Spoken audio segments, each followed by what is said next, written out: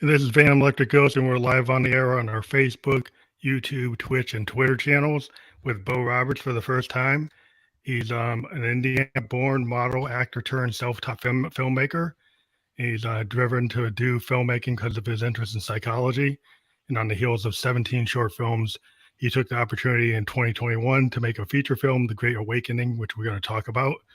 And he's also been on the pages of GQ, Cosmo, Esquire, to the silver screen on 300 Rise of an Empire, Mindy Project, and etc.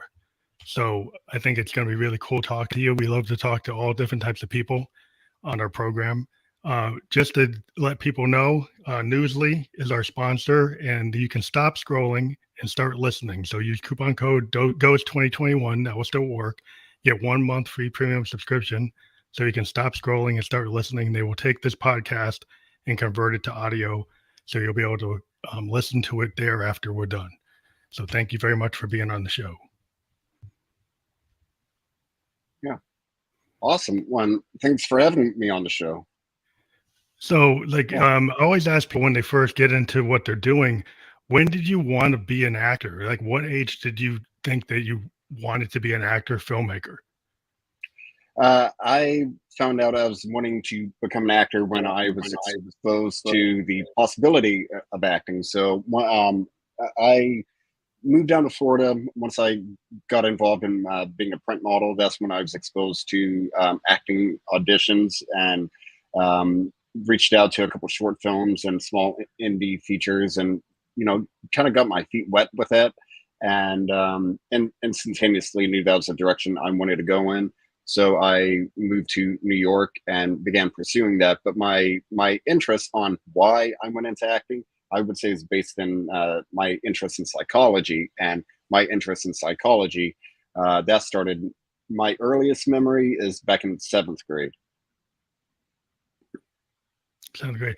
So did you have like heroes on the silver screen or on the TV that you looked at, that you wanted to emulate, or even other models that you got into modeling? Like maybe how did you get into the modeling? So I got into modeling in a very interesting fashion. So I come from being a diesel mechanic at the family truck driving company. I worked in law enforcement for some years and used to compete in the whole cage fighting stuff.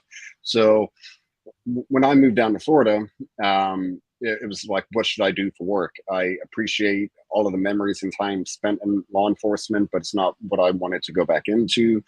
And the family truck driving company is back in Indiana. So what should I do here in Florida? And I had a couple odds and end jobs, just paying rent and just kind of making sense of a new direction to explore. And my girlfriend at the time, her friends kept saying, "Oh, he should model. He has a good look for it. This, that, whatever." And I'm like, "No, I'm a cage fighter. I'm not some pretty boy model. Come on." I'm used to motor oil being on my body, not body oil. So it came to a head where I had a job, got fully trained, and showed up for the first day of work being a door-to-door Kirby vacuum cleaner salesman. And then I looked over and saw this guy that was working the same grid as me. So I approached him and said, "Hey, so the people that brought me on told me that these people want us to show them a Kirby, like somebody reached out, or they reached out to us and said, yes, they would like to have a demonstration on like a test drive with this Kirby. Is that accurate?" And the guy said, "No, man, these people have no idea that you're about to show up. You're straight cold calling everybody. You're going to have the door slammed in your face a lot." So I took the gear, handed it right back in, said, "Hey, thanks, but no thanks." And then I drove home, said, "Okay, honey, you mentioned this print model stuff. How do I get into it?" So that's what pushed me into it.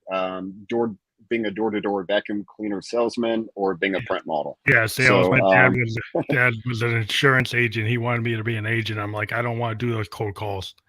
I don't want the door slammed. I went into IT instead because I can understand that.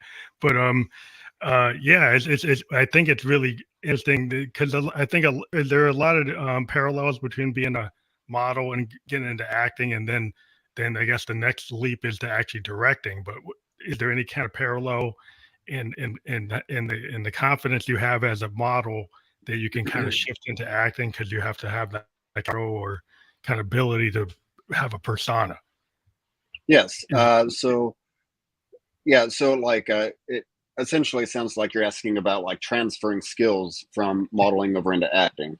Yeah. So, and yeah, and to me, there is to a point.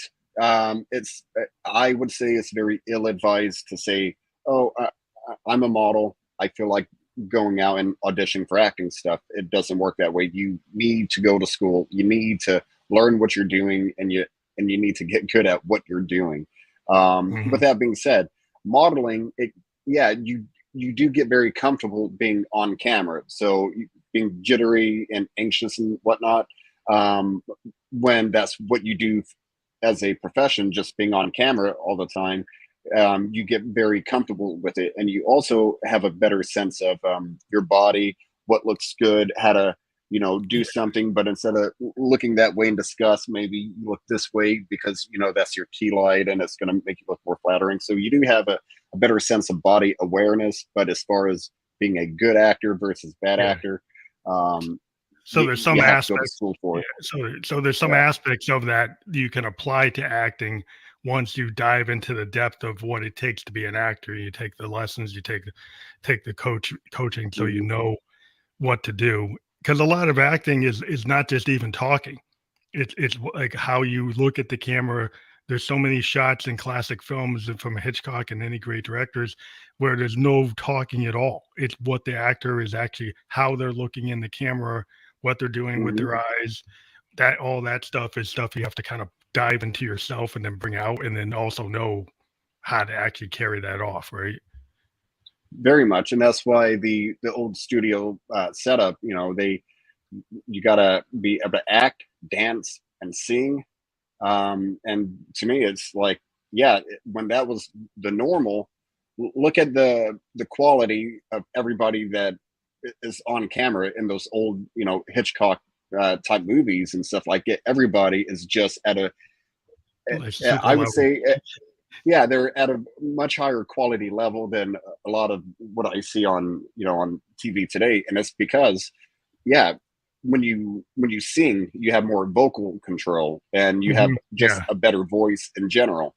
You study the true to form traditional acting techniques, and when you dance teaches you body awareness and how to move and have it look aesthetically pleasing. So it makes a lot of sense why that was the old formula. But today Yeah. with social media and getting booked because of how many followers you have, Yeah, on that TikTok. You did a TikTok that's video and now you got booked to a film. yeah. But, yeah, so the same thing happens in music. I would say, the difference between a Pete Townsend and a Hendrix and a Jimmy Page and some of the Mhm. people you hear today, you know? It's yeah. Yeah, but, It, not to put everybody down, but yeah, it seems so what made you feel like once you were a model that you wanted to dive into acting, and then the follow-up is to go into directing because they are different disciplines, as you pointed out. mhm.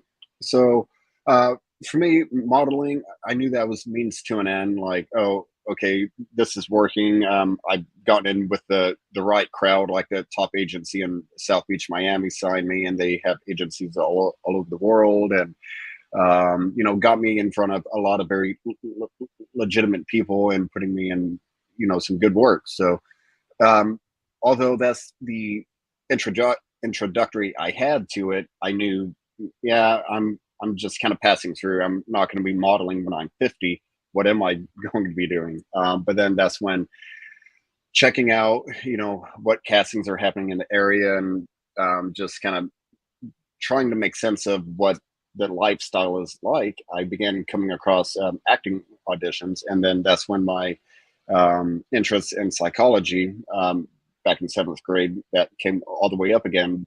I found it very uh, introspective and just nice on how it taught me to kind of deal with my own emotions and also make sense. Okay, yeah, how would I respond in this situation? So that's something that really kind of called out for me from acting. And then once I got into it, and I moved to Manhattan, started school over at HB Studio, a very traditional technique called Stanislavski. Hmm. So that I did that for a couple of years. Developed somewhat of a resume with some short films and this and that, and then felt confident and moved out to Los Angeles. And once I got to Los Angeles, that's when it wasn't too long after that. That's when I took a camera that I was doing just uh, basic landscape and street photography with random people doing random things. I would combine, snap pictures, and uh, continue on my way. But yeah, so I just started shooting short films and was doing it just for the pure enjoyment of it. I'm going to acting school. I would talk to fellow students. Hey, instead of going out to a bar tonight, why not grab a six pack? Let's all meet at the same place and we can just be goofy and shoot a short film. And you don't have a reel, so whatever footage, at least you have something now. And it started off on that aspect, and then it got to the point where every morning I would wake up and I would watch tutorials on YouTube. So I tell people that as a filmmaker, I graduated, but I'm doing ongoing studies at YouTube Yeah. University. So every day I'm having breakfast. So I would put down around 20 minutes to 60 minutes, 5 days a week. And I'm just like, okay, having breakfast, but I'm watching these tutorials. And for 3 months, it's only about lighting. For 3 months, it's only about audio and capturing it properly on set, and then how to balance it in post production. And okay, let's move over to camera and study camera movements. And so I began exploring really every avenue that filmmaking had to offer.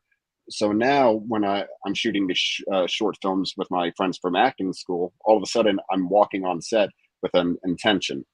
Yeah, we're goofing off. We don't even have a script. We're just going to ad lib it. It's going to be slapstick like Monty Python and or something from Mel Brooks.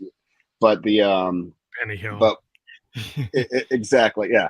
But my intention for shooting it is I want to use light to make it look like it's midnight outside. So that's Oh, my homework assignment, because for the past couple months, that's what I have been studying and making sense of. So it slowly began turning into, it's still fun, but now I'm using it for homework as well. And yeah, just the longer that I stayed behind the camera, the more I started to enjoy it. Just the power of creation, to where now I'm creating the story, or I see the script and I make sense of what I'm really wanting to, like, what's the story I actually want to tell. So for acting, it was great for me to be introspective and deal with some stuff that was happening in my life. But you're at the acting. end of, yeah, so at the end of the day, for acting, I was putting my sorry, Siri kicked on for some reason. Oh, Sorry, but okay. yeah, I didn't hear so it. yeah, so at the end of it, I was really helping somebody else tell their story. Whereas in directing and You're being a telling the story story. creator, yeah. So now I come up with the thoughts of, what do I want to talk to people about? What message am I wanting to put out into the world? And to me, that's uh, a lot more addicting than just walking on set and Well, yeah, I think send the it's like, lines. I think the parallel is, if you think about the old days in music, is you had singers and you had songwriters, and they weren't the same people, right? And so Hmm. when you got the age of the singer songwriter producer, then you actually could, get a guy like Dylan, a guy like, Yeah. get Springsteen, to get Pete Townsend. They like, I'm gonna decide how it's gonna be. I'm gonna Hmm. actually, I'm not gonna have some guy from Tin Pan Alley tell me this is the song, sing it. Right? I wrote the song. It's about like my feelings and my direction. You get a Pete Townsend does a rock opera, because he wants that Hmm. vision. You get a Hendrix that does like Electric Lady, because he had that vision. And so I think in the Beatles with Sergeant Pepper. So I think it's the idea of having that kind of control over your vision. as an artist would necessarily mean you want to go the producer route, you want to go the director route, you want to be the singer songwriter, you want to have more kind of control over your art, right? Yeah, definitely. So when you got into independent filmmaking, you really you because did you have like did you think that you wanted to get part of a studio machine or system, or did you say with like a lot of people in music, we want to be indie because we want to have more input to the direction of where we want to go? Did you ever So think about like getting into studio, or did you always want to just do independent work? uh, for me, it's definitely both. I appreciate the studio model and am looking forward to entering it and just really, making sense of what that world is, because I do comprehend that there are going to be a lot of moments of compromise, and this is how I'm wanting to do it.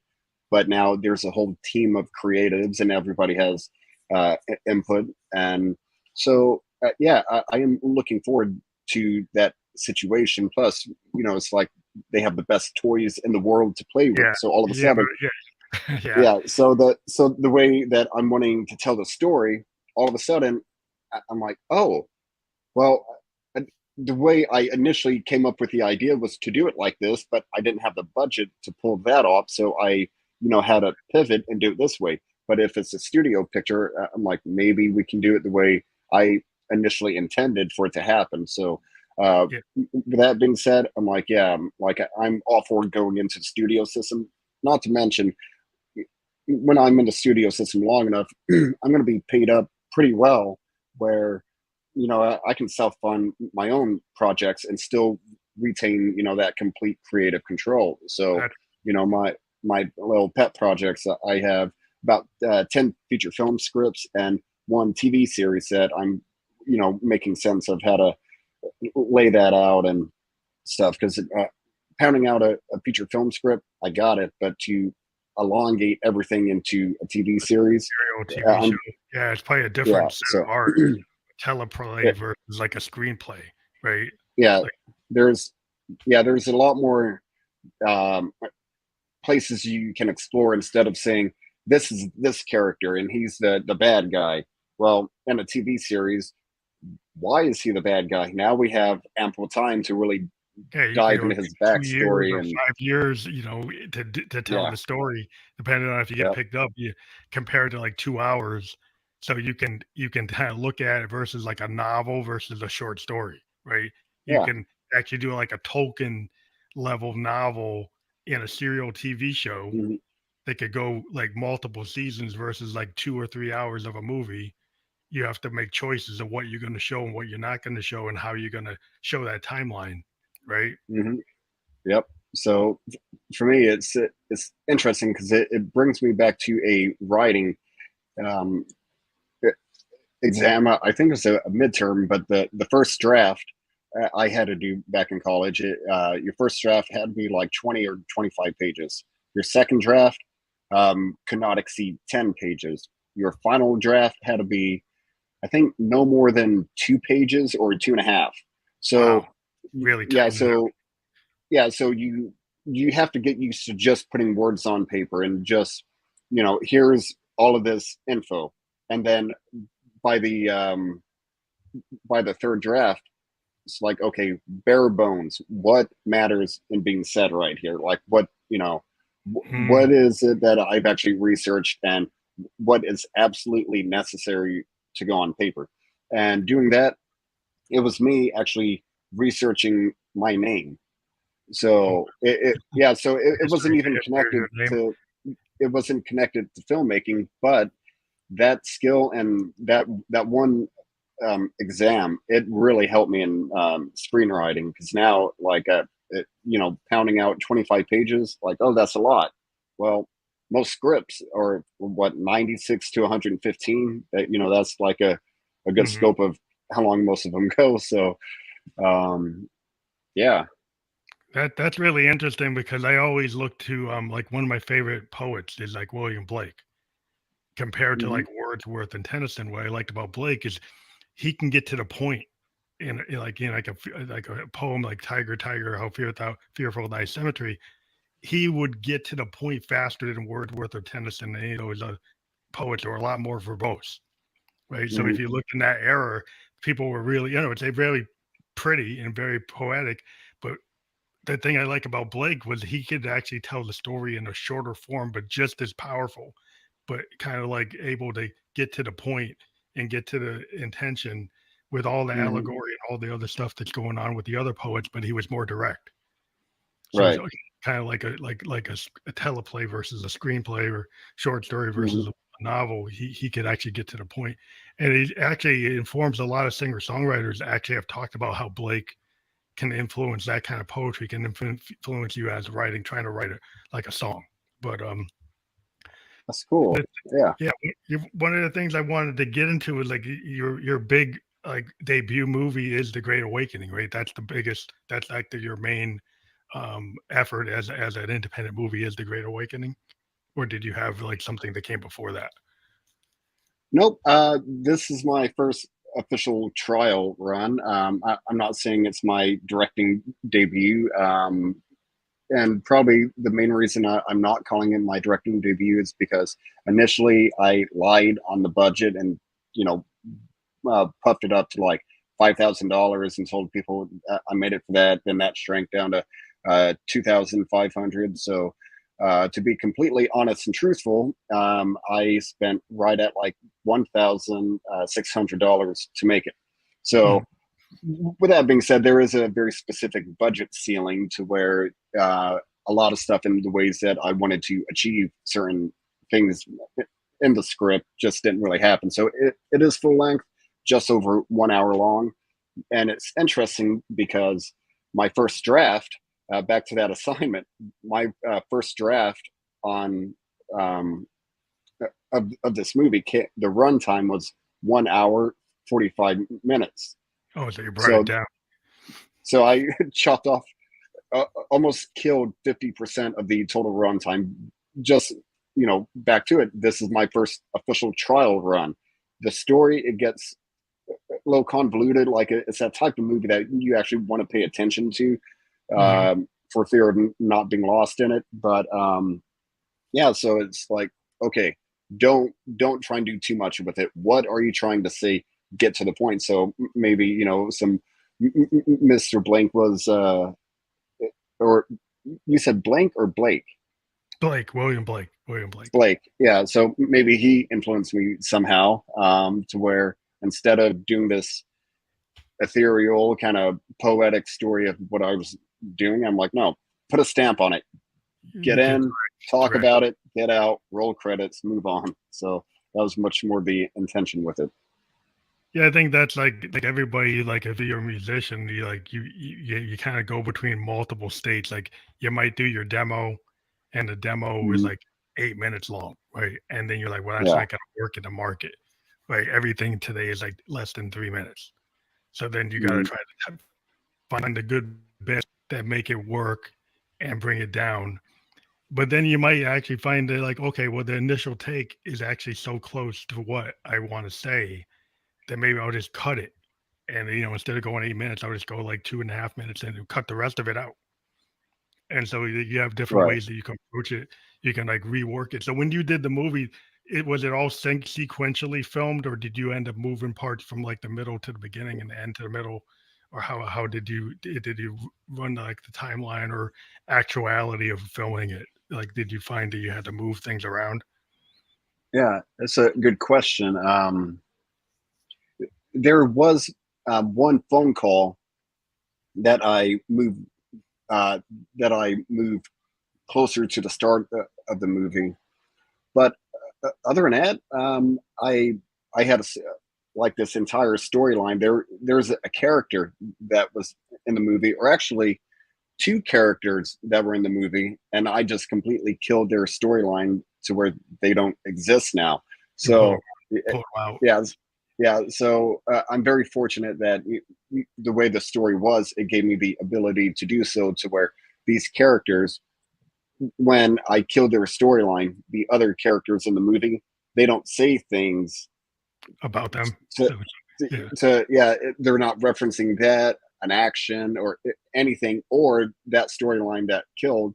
it doesn't really like it. It can help, add to the storyline, but it But it didn't. wasn't integral to the whole storyline. It wasn't like an integral part of it. Exactly. So back to it. It was just me trimming the fat and just wanting to be, pure speed. Just Oh, okay, maybe it was too extraneous. Like if you had 2 hours to tell yeah, the story, maybe it worked. But when you only want to bring it down to an hour, it became like something that was like, okay, that's not necessary to yeah, actually tell the story. yeah. Yeah, I'm just trying to blast down the freeway, and this is more the scenic route.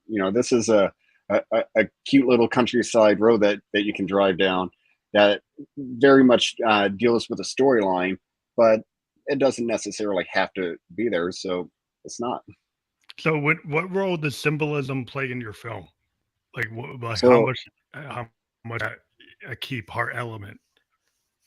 gotcha. So for me, that symbolism in the movie, you don't really have symbols on screen per se, but the what characters represent, that does come into play to where the lead character is agnostic or spiritual. Her boyfriend is studying to become a pastor, so he's into theism. She's agnostic, a little unsure, and her best friend is an atheist.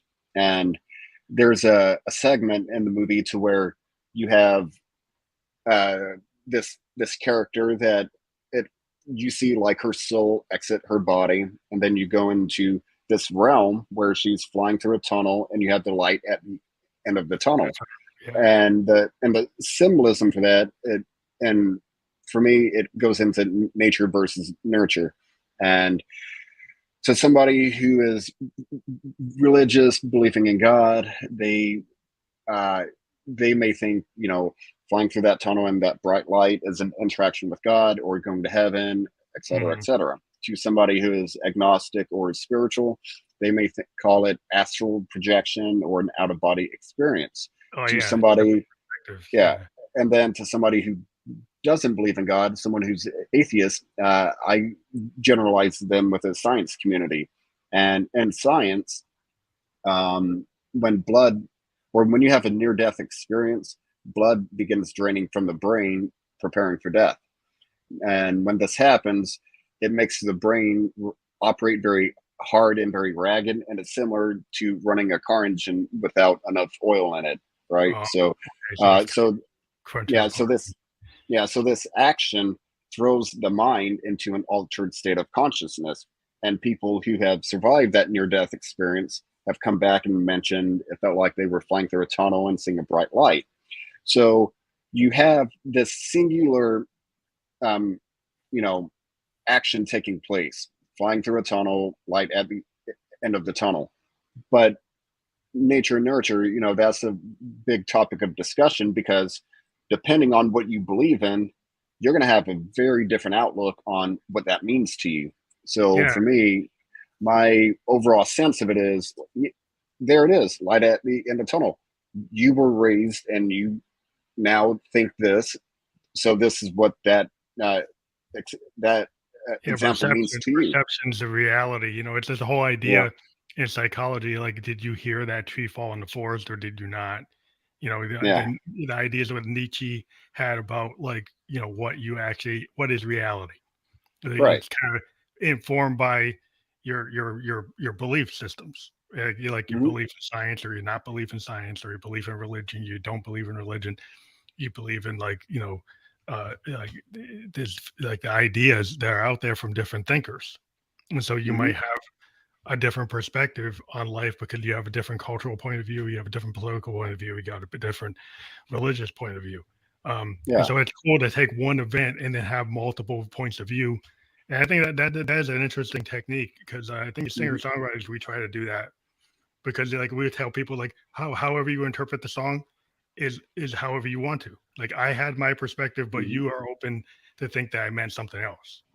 And in Right. fact, I wrote it in a way that's kind of universal, and you could have a different perspective about Hmm. what I meant. You know, Definitely. And a big reason for me doing that, I came up with a story during 2020, I was in lockdown and just like everybody, overdosing on the news and social media. And that was a very aggressive year on multiple fronts. So to put in this nature versus nurture concept, that was just kind of my way of saying, look, you believe this, I believe that. I would desperately love to get back to that point of being having the ability to agree to disagree on stuff. Yeah, yeah. It's like, just Not let's being, take the aggression down. It's because that example to me, it proves we're all just human trying to make sense of what life is, what is consciousness, and we just naturally gravitate towards things in life that makes us feel most or more secure, and more, like, safe than choosing this option. So we gravitate towards this option and formulate a whole system of belief structured around that. So I'm like, yeah, we believe in different things, but we're all just trying to, yeah. Well, you should have the right, coexist. Yeah. to have like different points of view. It's only if you get like, a lane of a point of view that suddenly says it's offensive to them for you to have your point of view, right? Hmm. So their idea is you can't have your point of view because your point of view actually takes away their rights. Hmm. so, Yeah. so if you get that type of thing, then well, you're not really allowing people to have their point of view because you have this absolute axiom that no one else can Hmm. think anything else because the only truth is your truth, and it's offensive for anybody else to have their own truth. So I Yeah. think that is like a level of intolerance that can lead to war, can lead to conflict, can lead to all kinds of problems because you're not really letting it be. You're trying Hmm. to force your will on other people. So Yeah. that in myself is like, if you're gonna be an artist, you try to have an open point of view and look at everything. You can have a direct point of view. Everybody has their own political point of view, but I think that's what we can get into lanes where always stay in that lane. You Yeah. know, And, you know, and, I don't and want to stay in the lane. yeah. And that is the interesting thing, to where it's like, freedom in art and allowing people to have that voice. But then when does that voice have to be snuffed out? Like, what barrier can they cross? And to it's interesting to think about, because then it's more about like, okay, I'm an artist, I'm being unique with my thought, but the masses are dictating to me that I can't express myself this way because it's, not what the masses want. So it's definitely an interesting thing. But with that being said, we are in communities and societies, and yeah, like, as much as people try and live off the grid, like, you're part of everything happening around you. So there Oh is, yeah, somewhat of a status quo that has to be taken into account. And it's because yeah, it can definitely go in a very radical moment to where, well, it's like, and the belief in God, atheism, being agnostic, as far as I'm aware and thinking about it, taking those three groups, I'm like, it's really only been like the hard religious people that have been like oppressing human rights on other people. The Christian yeah, yeah. crusades, Mhm. and trying to say that gay people can't get married based on the book that they read and that they follow and stuff. Uh, Whereas it's like people that are more spiritual or atheists, I haven't really heard of many instances Of of them unconscious trying to power. cram their beliefs down somebody else's head, unless if it's a scientist saying, "Hey, climate change is real." Like, Yeah, you, yeah. you need you need to make adjustments. But I'm Well, like, are you? some people, You're trying to sustain human life, not well, take it yeah, away. because some people don't believe it till they see it. Like, a scientist tells you, like, in 30 years, New York's gonna be underwater, and you don't believe it Hmm. because you think it's hype. And then when it happens, he's like, "Well, solve it." Well, I was trying to 30 years ago tell you how to solve it, and you didn't listen to me. you know, Yeah. but so I mean, science is science. It's like it takes X to get to the moon. You could think Hmm. that you don't like X, but that's what it takes, right? Yeah. That's the logic. You want to live on Mars, you got to be in a dome. You could say, "Well, Hmm. I don't like the dome." So, well, if you want to live there, that's what you got to do. That's it. Yeah. So there's certain things that people don't want to accept. But like in science, it's like it is on or off. It's A or B or X or Y. There could be gray areas, but if you want it to work, you got to know what you're going to do, right? So Yep. you know, And I'm a programmer, and like computers don't know anything unless I tell it what to do. And it yeah, can't be like, oh, I don't feel like telling it what to do. I got to tell it every single thing to do. If it yep. does, I don't tell it, it doesn't know what to do. Hmm. Yep. And to me, that kind of goes back to the emotion of 2020 in my movie. Yeah, it's like I viewed a lot of people as doing what they want to do, not what they need to do. Yeah. And it seems like that's just kind of a, it's a mentality that is in all aspects of life. And, sadly, I feel like most people have it that, everybody talks about this is what I'm doing, this is what I'm going to do. But then when the rubber meets the road and it's that moment, I'm like, yeah, you're not really, and it goes, back to the Bible about how people are good-hearted, God-fearing Christians and love thy neighbor and all of this stuff, and then they see a couple gay people walking down the street, and they tense Right. up and get judgy and Well, I stuff like mean, that. And I think it's a lot of my opinion as an artist. What I delve into is fear. Like fear will generate all yeah, kinds of bad behavior, right? And hmm as a writer, like an artist like yourself, you do storytelling in film. You might take an idea about this is what fear does, right? And fear influences these people's actions, and this is why they do what they do.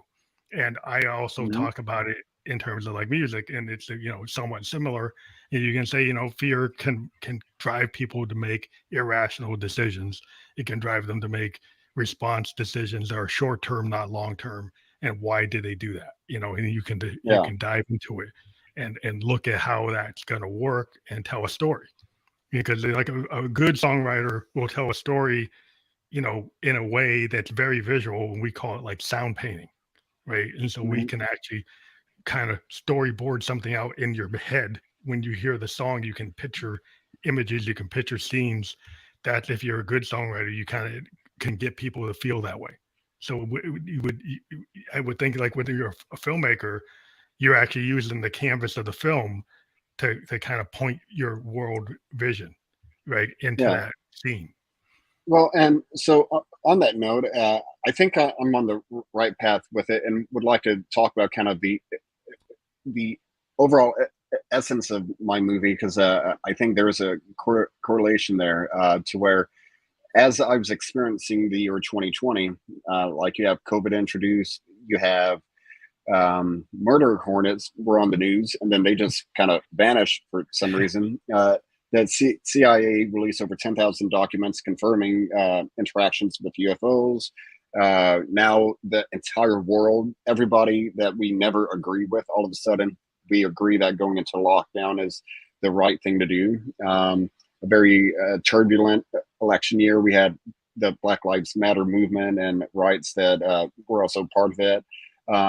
It was just one haymaker after another, and I had no idea what was happening. So, to summarize the entire year, I would say with one word, it is uncertainty. Yeah, So, yeah. and that to try to attempt to tie in a sound painting, it's like as you watch this movie, this is what's happening, but what are you feeling? It's very intentional. The story creation, the way I shot it on set, the way it was stitched together in post production and polished. Every bit of it is the sole intention is to force the viewer to feel very uncertain about what's happening. Um, what's happening in this scene, I'm very confident in saying you're not going to anticipate what's happening in the scene after that. Oh, But there's like also, a randomness to it, so you can't kind of predict. Because some movies are very exactly, predictable. You can tell like the yeah, lead character is going to get the girl. It's going to do this. He's gonna detective. He's going to figure out the murder. It's very yeah, linear. But you made yep. it so like was it like more jumping around? You couldn't figure out what's going on. Well, so that's the thing. You can watch it and you know what's going on, but just knowing what's coming next, that's when you have no idea. You're very uncertain about what's coming next. And you can watch the scene and it's like, okay, the movie opens on a girl taking out the garbage. Log line, that's what's happening. But why is she wearing diamond earrings, and why is she having a staring contest with her neighbor? Why is she wearing a ball gown with a shawl? And then it cuts away. Okay, why is she holding garbage? So you don't have the context of what she's Not doing, clear. and the way I chose to introduce that scene and explain what's happening. There's a lot of things that, okay, she's taking out the garbage, but I see a lot of details that my brain is like, why? And Yeah. that's 2020 uncertainty. So as you watch it, there's an uncertain notion about it. The way I had it cut together, creates uncertainty, and then the ending. There are subtle details that explain what happened, but it's left open ended enough to go back towards how nature and nurture. We all have a different opinion. So the ending of the movie is left a bit more open ended. So it's free and open to interpretation. So when you're talking about her wearing the diamonds and wearing the outfit, does the movie eventually reveal why she was in that state, or do you leave it open? No, it's left all the way open, but just as a snippet, just to let people know why she is in the ball gown. As I was creating the story, I just knew it's what people are doing, and during lockdown, that they were taking the garbage out, wearing full-on tuxedos and ball gowns, or going to the grocery store Oh, to buy okay. I milk. had read about people dressing up at home. Yeah, I did read about Yeah. that. So yeah, So and that's a nod to that. yeah, and my wife and I, we like I would have a collared shirt on, and we would cheers and drink wine every day out on the balcony. So we took part in that as well. Yeah, so you have that, and then the staring contest when lockdown first hit, and it's like red alert with everybody. Can't be near anybody not in your home. I was Oh, taking my own garbage out, and I saw the neighbor, and we had that. Oh, no, you go. Me, okay, so we had that moment oh, of yeah, trying to they of figure out what of distance who. should be good, who should be here, or you shouldn't be there, or you shouldn't be that close. Yeah, yeah, Yeah. who's taking the garbage out first. So so with that being said, this is my COVID movie without it being a COVID movie. Like most, uh, you know, it just seems like most people would go after like contracting COVID, something about lockdown, maybe the vaccine turns you into a monster, XYZ. This movie, there's something entirely different going on. It just so happens to be in the year of COVID. So But you're kinda for me, talking about the different psychological experience that COVID put people into, not necessarily the results or of COVID directly, but more the indirect kind of psychological and sociological macro and microcosm impacts. e- exactly. So I watched a documentary that changed my entire perception on filmmaking. It's called Nightmares in Red, White, and Blue. And it had all of these horror movie titans, Wes Craven, George A. Romero, and just Oh, yeah, those are you name great. it, they're all in it. And these guys are all on camera talking about how they just made sense of the world around them. And you have a lot of examples to kind of back up what they were explaining, how in the 50s, post World War II, a lot of horror movies had an atomic bomb apocalyptic scare theme to them. Created a Then you go mutant, to some kind of mutation. yeah, and then you jump up to the 60s, the Summer of Love, drug experimentation. So you have some pot smoking hippie that kidnaps daddy's little angel, and that's a horror movie. And then you get to the 70s when like the Summer of Love, love ran out, uh, countries left with a bad taste in its mouth. Now we have Vietnam, Watergate, and just it was a rough period for us. So that's when movies turned ultra violent, and you have stuff like the Texas Chainsaw Massacre came into play. Oh, yeah, So, Halloween. so You see these random yeah, serial killers that are just killing people. yeah. Yeah. So it was it's kind of like what's in the ether, what's the essence of what's happening, and that's why for me, I'm like, oh, okay, 2020, COVID, that's obvious, but what's really happening? I'm like, this is the most uncertain I felt about life and reality since I've been here, you know. So for me, that's why The tapping uncertainty is, into emotional yeah. uncertainty. Yeah. I think what's really interesting about the uncertainty, I was actually talking to another podcaster this weekend. Their axiom of the day was like, like, what do you do to try to tame uncertainty? And Hmm.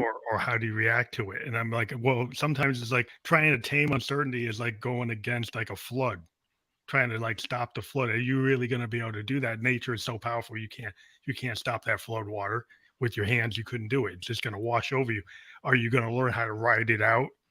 Are you going to learn Hmm. how to get to the dry land? Are you going to learn how to respond? Or are you going to get overtaken, by it? Hmm. Are you going to figure out how to live in the new normal, which means you can't predict what's going to happen. It's not a steady state situation. It's very much unstable. So you're living in this unstable environment. How do you thrive in an unstable environment if you always worked with predictability? Hmm. So that can change some people's paradigms so they don't know what to do. They have Yep. no skill to handle it. And then you can kind of Hmm. work with, well, what happens to those people and what happens to the people who can handle it. Yep. Is- But to me, that ties in perfectly with like technology, to where technology, that's a great barrier that eventually people get left behind on, like with my parents, and just for them to retain the password to log into their email. That's, something, a conversation that periodically comes up. um, so it's just this, this kind of a new age. But then you also have the flip side to it, to where I experienced the changeover, to where, um, my house had the corded phone with a super long cord to it, so you can Yeah, walk yeah, through the house. yeah, And yeah. and I then remember that. so and then just so my mom could contact me, I had a pager in, sixth grade and stuff, and eventually got a cell phone, and now, Facebook and Instagram and TikTok and whatever. So now you have kids who are being born and raised in an environment where social media already exists, and they have all of this stuff that they take for granted. Whereas we talked about it in the pre-show, how uh, we have people in our lives that they're true to form tradesmen, that, they know how to build homes. Like my father has built multiple homes, not because he's a contractor, because he's a truck driver, and just by way of being a truck driver that's been driving since the mid 80s, he's around tools, and it's a Yeah, different, you gotta know like, how to fix your own rig, or you're gonna get, taken if you can't, like, do some mechanical yeah. capability. So, Uh-huh. like I talked about, my grandpa was a coal miner. So coal miners Hmm. learn how to be plumbers, electricians, carpenters. So my grandpa built his own house because the Yeah. coal mine actually taught him everything he needed to actually do the work, from doing the Yep. foundation to doing laying out the actual frame. And because they did that kind of work in the mine, they were framing up the mine every day. They were putting like lines in, plumbing lines in, they were putting electric lines Hmm. in, they were understanding how to deal with electricity. So he actually, without any certification, he built the house, like, Yeah. in the 1930s and 1920s. And it was just interesting that back then people were allowed to do that, without the license. If they had the ability, he was in West Virginia, so they probably still can do certain things. But yeah, they just were like, if you could do it, you did it, And now Yeah. today, there's a lot of like roadblocks that you can't do it, even if you know how to do it, unless you get certified, unless you get credentials, you can't even touch that. Red tape, and yeah. Yeah. So how do you get to be Hmm. your own man when they kind of make it so, well, you can't be the plumber, you got to hire the plumber. You can't be the electrician, you got Yeah. to hire the electrician. You can't do it. You have to do somebody Hmm. have to. You have less choices. You know, but Which, you can get it that way. You can have other choices. and that is quite true, but, sadly, it's, I think it's because a lot of people are overconfident, to where, for me, like, I still know, uh, as a filmmaker, if I'm not directing my own stuff, I still work as a crew member. Like, I actually really enjoyed working as a grip on this feature film 2 months ago, Mhm. because I'm working with this super renowned director of photography, and he's saying, "Hey, let's set this flag over here and this and that." And and if we had a moment, I'm like, okay, why? And what's the reason for doing this? And so all of a sudden, my knowledge on, doing it just went through the roof. But, Yeah, you're picking you up the know, things you can use for your own film. yeah. And to me, that's like the quality of my product that, I acknowledge I'm still building, but it is different if someone's going to wire a house and all of a sudden they're unqualified to do it. And back, back to the statement of people doing what they want to do, not what they need to do. Most people, like in law enforcement, I every weekend I'm firing off a couple clips from my weapon, and like I'm doing push-ups, sprinting 200 meters, and then that's when I would take my firearm out and fire. And I did that because I'm like, I have a weapon in case if I have to use it. I need to be good with it.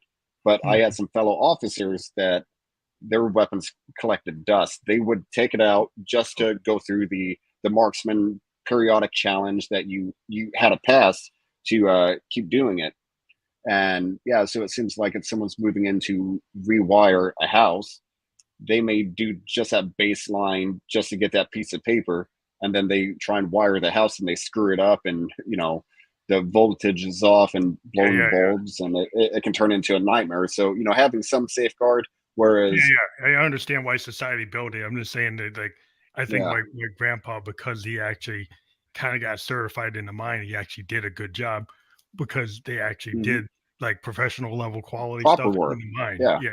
So he kind of knew what the rules were without being certified, but pretty close to being certified because they had a real kind of like life and death situation if they didn't wire it right.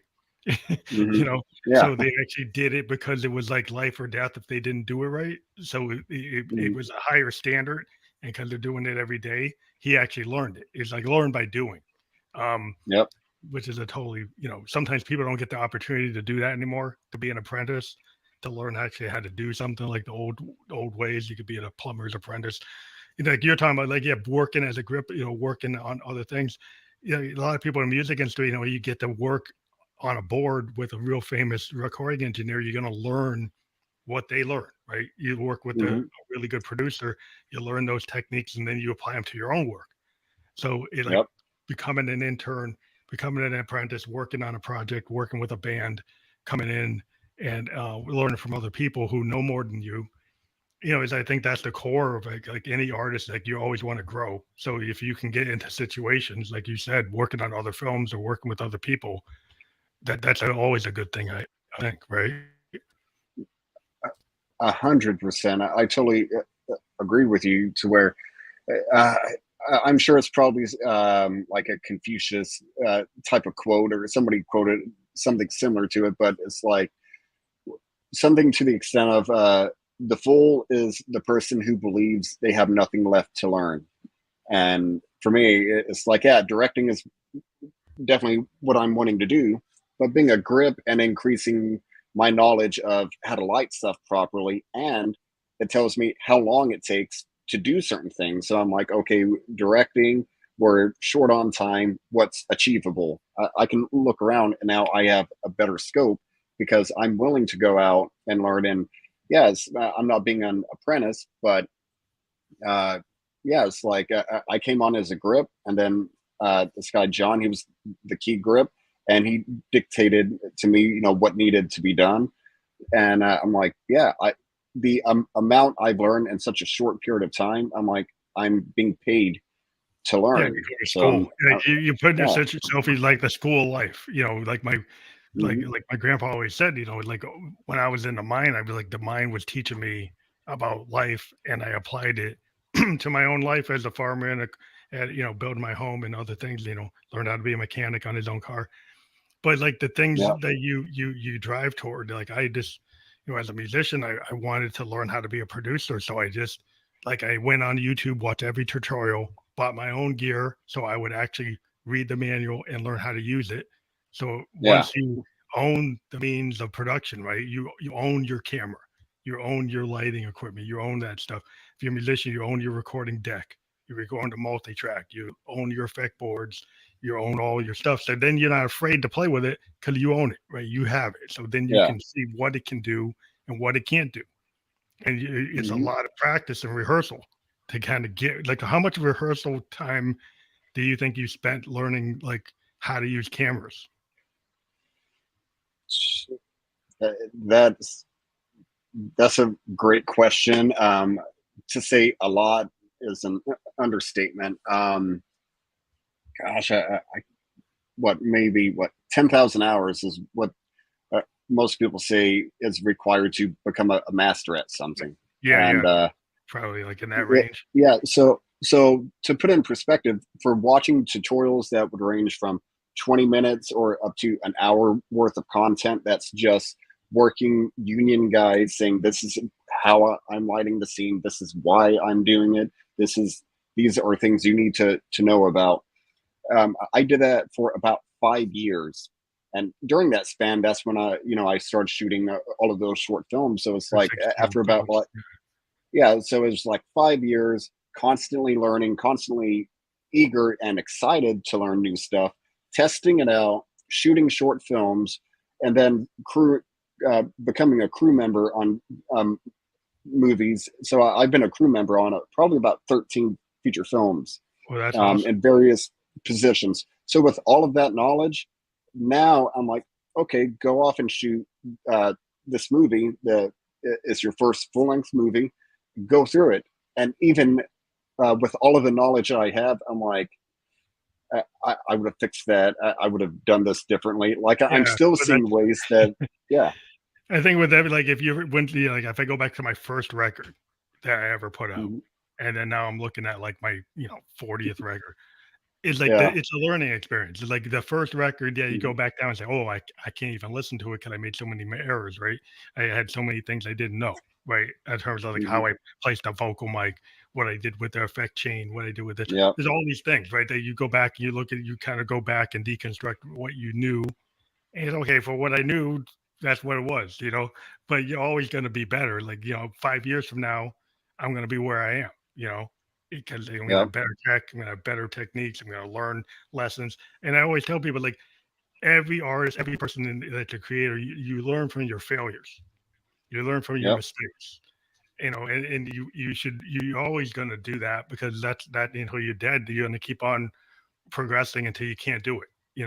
That's the way I feel. But 100%. And yeah, I think it's just it's a vital step that whatever it is you want to do, just go off and do it. Start doing something to where, yeah, after 5 years, you do have 5 years of something to look back on. Because like I've spoken to some people that they said they want to get into filmmaking, and uh, so initially, right from the gate, they want to make a feature film, and then they ask me how easy it is to get name talent in the movie, and I'm like, and you haven't done you haven't done a short film, or you've never been on set before, and you're asking this stuff, and I'm like, just be realistic with what you're going for, and just start. Like the 15 short films, I didn't have a microphone, I didn't have a proper video camera, I didn't have a tripod, I had none of the stuff. And yeah, my wife was like, oh, you're flying back to Indiana, shoot a short film and have it completely finished by the time you get home. And I said, well, I don't have it. And she stopped me and said, I don't care what you don't have. Your camera shoots video and it has a built-in microphone on it. That's all you need. Go off and do it. hmm, And so I shot it. Sure enough, the sound quality is terrible. It recorded in 1080p. Um, Half of it was not in focus because I had a tiny monitor that I'm like you couldn't see running what next to people with, it is. and it's just like the production value is as terrible as you could possibly imagine it to be. But I did it, and that's my starting point. And the next one was a tiny bit better.